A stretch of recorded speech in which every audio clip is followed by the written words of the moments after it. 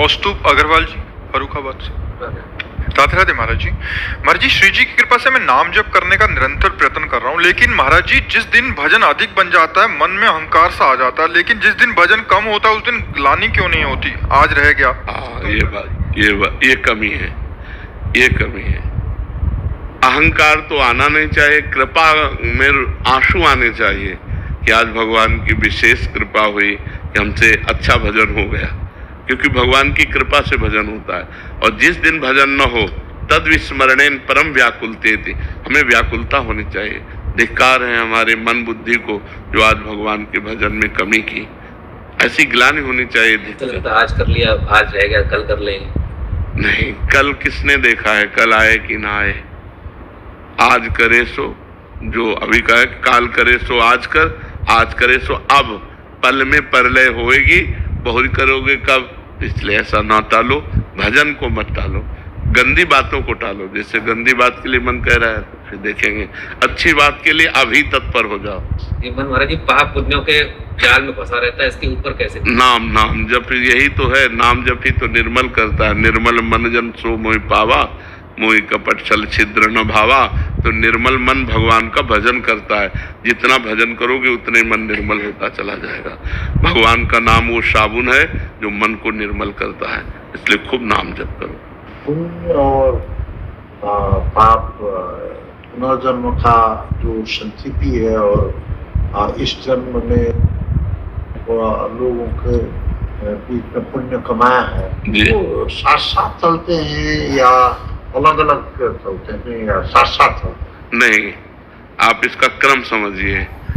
एक गोदाम है जिसे संचित कर्म कहते हैं। संचित कर्म माने अनेक जन्मों के कर्मों का जहां संचय है उसे संचित कर्म समझ रहे ना। अनेक जन्मों के कर्मों का जो एक संचय है, गोदाम है, उसे संचित कर्म कहते हैं। उन संचित कर्म से जब शरीर रचना होती है तो मनुष्य शरीर की रचना पाप और पुण्य दो से होती है, देव शरीर की रचना पुण्य से होती है। और जो यातना देह है नरक में जो मिलता है वो केवल पाप से मिलता है।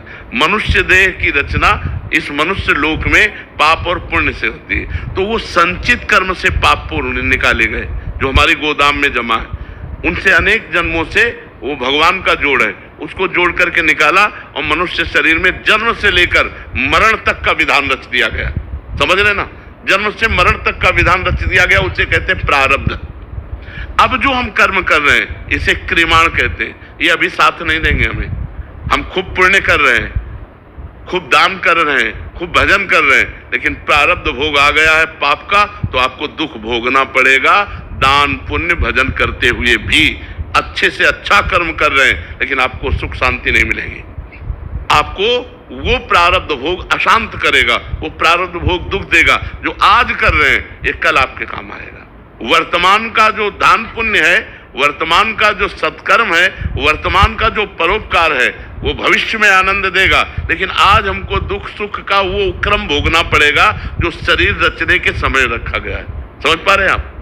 हाँ, वो आज तभी देखा जाता है पाप कर्म करने वाला बड़ा उन्नति को प्राप्त हो रहा है, एक धर्मात्मा पुरुष कदम कदम पे दुख भोग रहा है, तो वो क्रम उसके पुण्य का लग गया। जो पाप कर्म वर्तमान में कर रहा है और पूर्व का पुण्य संयोग तो उन्नति को प्राप्त होता चला जा रहा है। एक पुण्य कर्म कर रहा है लेकिन उसका पाप संयोग बन गया, वो दुख पर दुख भोगता चला जा रहा है। इसी क्रम को न समझने के कारण लोग कहने लगते हैं कि जो धर्म में चलते हैं वो दुख भोगते हैं और जो पाप कर्म करते हैं वो घूस लेते हैं, बेईमानी करते हैं, वो बड़े अच्छे से। ऐसा नहीं है, ऐसा नहीं है।